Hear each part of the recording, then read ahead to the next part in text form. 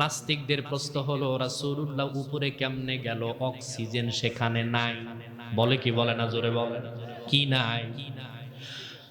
বিজ্ঞানী নিউটনের একটা আবিষ্কার আছে, একটা থিওরি আছে, সেটা হলো গ্রাভিটেশন ফোর্স, মধ্যাকর্ষণ শক্তি।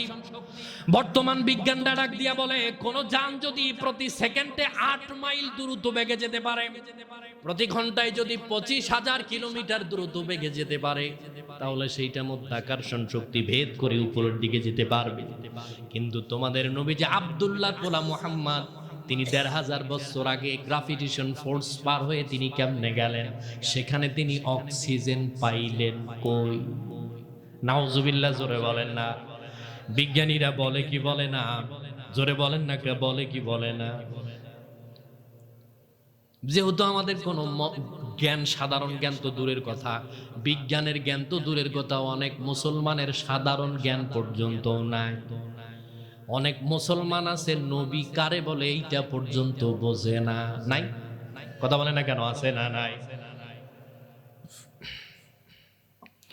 বিজ্ঞানীর যে যুক্তি হলো মুহাম্মাদুর রাসূলুল্লাহ যখন গ্রাভিটেশন ফোর্স পার হয়ে যাবেন, ওই জায়গাতে অক্সিজেনের দরকার আছে। অক্সিজেন ছাড়া উপরের দিকে ওঠা কোনো সম্ভব হবে না। পর্বত শৃঙ্গ মাউন্ট এভারেস্টের উপরে মাত্র 29,000 ফিট উপরে যখন ওঠে মানুষ, পিছনে কিন্তু অক্সিজেনের বোতল নিয়ে তারপরে উপরে ওঠে। ওঠে কি ওঠে না? জোরে কন, ওঠে। আমি আপনাদের কাছে প্রশ্ন করি, বলেন তো, মায়ের পেটের ভিতরে যেই বাচ্চা থাকে, এই বাচ্চা মায়ের পেটের ভিতরে শুকনায় থাকে না পানিতে থাকে? জোরে বলেন না কেন? কিসে? প্রশ্ন শুনবেন, বুঝবেন, নাস্তিকদের সামনে জবাব দেওয়ার যোগ্যতা তৈরি করব ইনশাআল্লাহ। মায়ের পেটের বাচ্চা একেবারে পানির ভেতরে থাকে।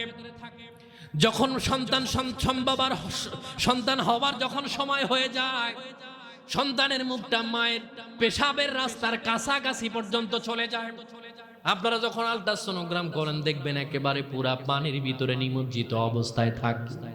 আমি বিজ্ঞানীদেরকে বলি, শোনো, যেই মনি মায়ের পেটের ভিতরে পানির ভিতরে আল্লাহ তাআলা মানুষকে বাঁচানোর ক্ষমতা রাখে, ওই মালিক আবার আমার রাসূলকে অক্সিজেন বিহীন মেরাজে নিয়ে যাওয়ার ক্ষমতা আছে না নাই? জোরে বলেন, আছে না নাই? তারা ডাক দিয়া বলে, শোনো, সূর্য পৃথিবীর ভেতর থেকে 9,30,00,000 মাইল দূরে। কত দূর? বিজ্ঞানীরা মাইপে আইছে হাত দিয়া না, অনুমানের ভিত্তিতে যেটা বলে আমরা সেইটাই বিশ্বাস করি, ঠিক কিনা? জোরে বলে।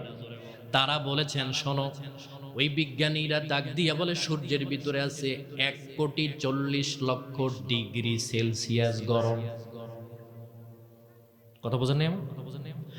আকাশের ভেতরে আছে gravitation force, binary star, cluster, ধূমকেতু, ইউরেনাস, এত কিছু থাকার পরে রাসূলুল্লাহ কেমনে সূর্য ভেদ করে আল্লাহর আকাশে গেল?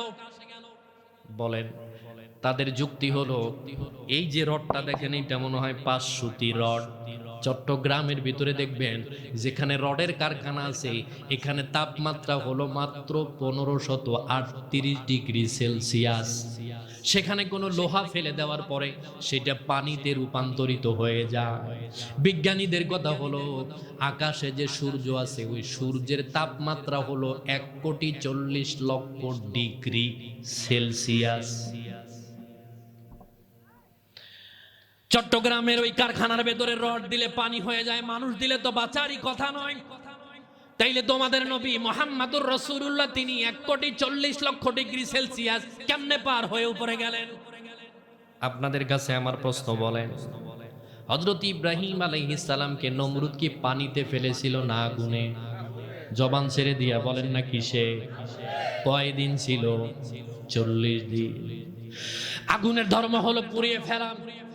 ইব্রাহিম আলাইহিস সালামকে আল্লাহ রাব্বুল আলামিন ডাক দিয়া বলেছিল, শোনো, তাকে যখন আগুনের ভিতরে নিক্ষেপ করে দেওয়া হয়, জিব্রাইল আলাইহিস সালাম এসে ডাক দিয়ে বলেছিল, ভাই ইব্রাহিম, আপনি আমাকে বলেন, আমি আপনাকে সাহায্য করতে চাই। বলে, কেমনে?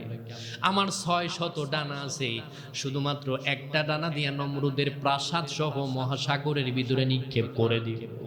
ইব্রাহিম আলাইহিস সালাম ডাক দিয়ে কয়, তোমার এই ক্ষমতাটা কে দিল? বলে আল্লাহ দিছে। ইব্রাহিম আলাইহিস সালাম ডাক দিয়ে কয়, যেই মনিব তোমাকে নমরুদের বাড়ি সহ অগ্নিকুণ্ড সহ সাগরে ফেলে দেওয়ার ক্ষমতা তিনি দিয়ে দিলেন, ওই মালিক কি তিনি নিজের হাতে আমাকে আগুন থেকে বাঁচানোর ক্ষমতা নাই? সুবহানাল্লাহ বলেন না। আল্লাহ রাব্বুল আলামিন তখন সাথে সাথে বলে দিলেন, কুলনা ইয়া নারু কুনি বারদাও ওয়া সালামান আলা ইব্রাহিম।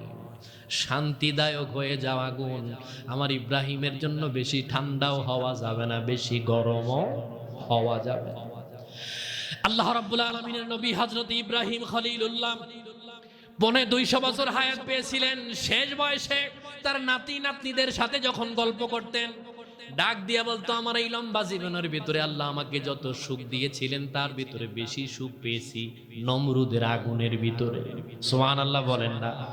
যেই মালিক ইব্রাহিম আলাইহিস সালামকে জ্বলন্ত আগুনের ভিতরে 40 দিন রাখার ক্ষমতা রাখতে পারে, ওই ইব্রাহিম যেই নবীর উসিলাতে দুনিয়াতে আসলো, আমার নবীকে 1,40,00,000 ভেদ করে আল্লাহর কাছাকাছি নেওয়ার ক্ষমতা আছে না নাই? আছে, আছে, জোরে বলেন।